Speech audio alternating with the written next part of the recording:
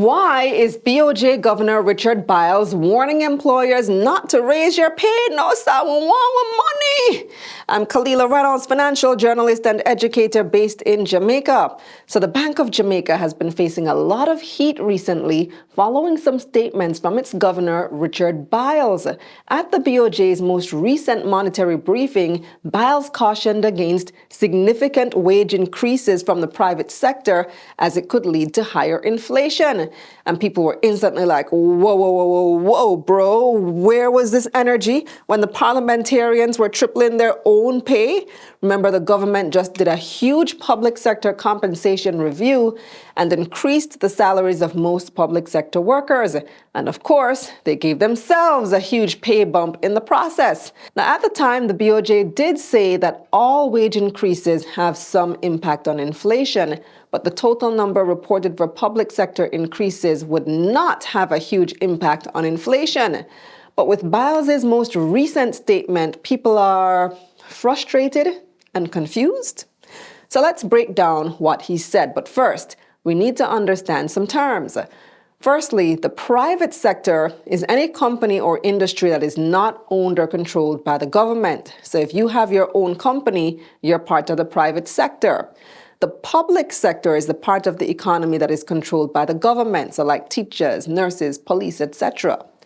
Labor productivity is the amount of goods and services that workers produce in a given amount of time. Finally, in a tight labor market, there are lots of jobs but not enough workers. In our case, Jamaica's unemployment rate hit a record low of 4.5% recently. More people are working now than ever, but that doesn't mean every job vacancy is filled. However, it does mean there are fewer people to fill those vacancies, so it's considered a tight labor market. Right, so what the governor was saying is that in a tight labor market, if the private sector were to significantly, and this is the key word here, significantly increase wages to attract employees or keep the ones they already have, and productivity doesn't go up, then the cost of living would go up.